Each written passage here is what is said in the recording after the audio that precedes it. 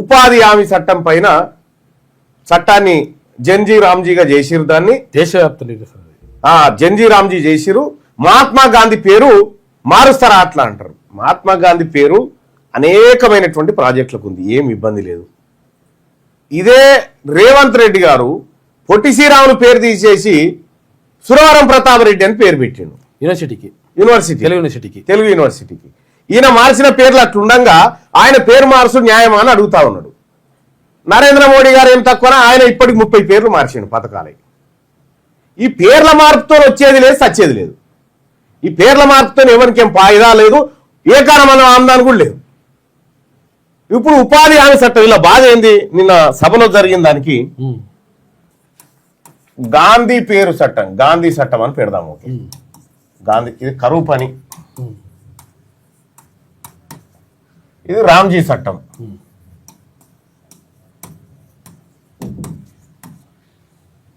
ఈ ఇంతకు ముందుకు కరువు పని ఉన్నప్పుడు ఏది మహాత్మా గాంధీ ఉపాధి హామీ పథకం పేరుతో ఉన్నప్పుడు కేంద్ర ప్రభుత్వం ఏం చేసేదంటే ఈ చట్టం ద్వారా 100% నిధులను కేంద్ర ప్రభుత్వమే ఇచ్చేది, రాష్ట్రాల దేకాన పైసలు లేకుండే. ఇప్పుడు నరేంద్ర మోడీ గారు వచ్చి ఏం చేసాడు, గాంధీ చట్టం తీసేసి రామ్జీ చట్టం పెట్టి ఇందులో మేము 60% వేస్తాం, 100కి 40% రాష్ట్రాలు కట్టుకోవాలని చెప్పాడు. 60% కేంద్రం, 40% ఏమో రాష్ట్రం. ఈ రేషియోలో చేసుకోవాలి.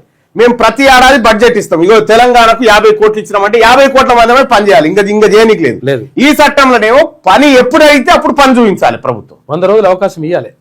ఇదేమో 100 రోజుల పని, ఇదేమో 125 రోజులు. 125 పైసలు లేకపోతే 125 నెత్తి కాదు కత్తి కాదు. మళ్ళా ఇప్పుడు ఏం చేసినాడు, 100 రోజుల పైసలు ఇవ్వాల్సిన ఆయన ఇప్పుడు 75 రోజులకు పైసలు ఇస్తా ఉండు, మిగతా 50 రోజుల పైసలు ప్రభుత్వాన్ని కట్టుకోమంటుంది చెప్తా ఉండు. మరి అంతటుందా ఇట్లా అంటే కాదు.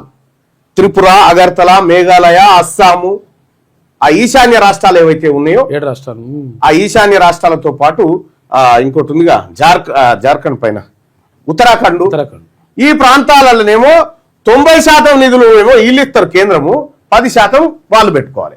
ఇక యూనియన్ టెరిటరీస్ ఉన్నాయి, చండీగఢ్, పాండిచ్చేరి,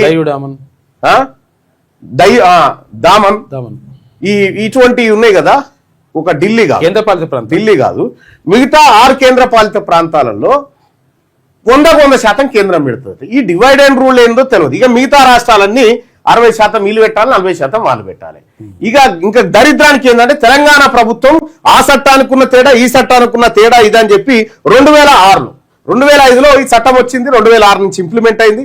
2006 నుంచి 2025 వరకు ఈ చట్టం ఎట్లా అమలైంది అనేది లెక్కలేసుకొచ్చారు.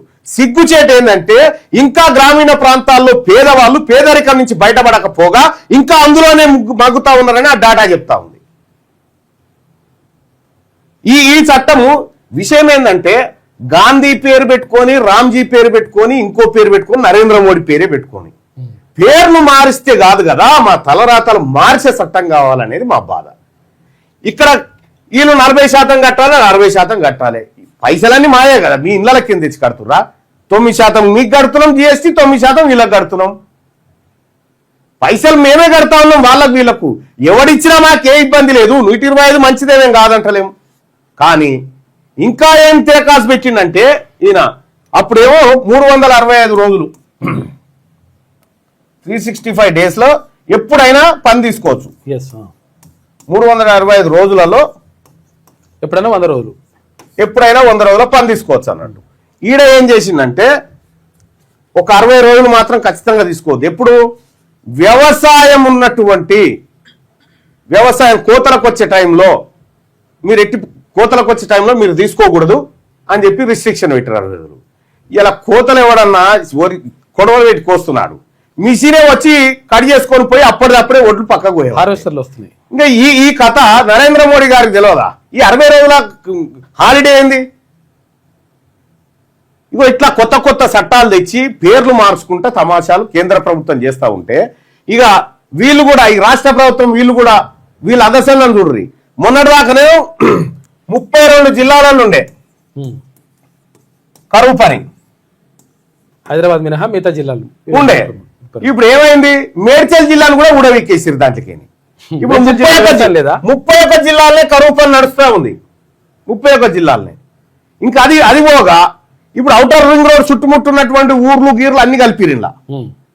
ఆడ కరువు పని లేదు ఇక. ఎందుకంటే గ్రామీణ ఉపాధి హామీ పథకం, అది పట్టణ ఉపాధి హామీ పథకం కాదు. ఆడ కరువు పని మొత్తం ఎత్తేసినట్టు. అంటే 1,34,00,000 మందికి కరువు పని లేదనేది ఈ చట్టం ద్వారా తెలుస్తా ఉంది, కొత్తగా తీసుకొచ్చిన చట్టం ద్వారా. ఈ రకంగా ప్రజల్ని మోసం చేస్తా ఉన్నాయి కేంద్ర రాష్ట్ర ప్రభుత్వాలు. జనందేమో సొమ్ము, జనానికి ఖర్చు పెట్టమంటేనే ఈ బాధ.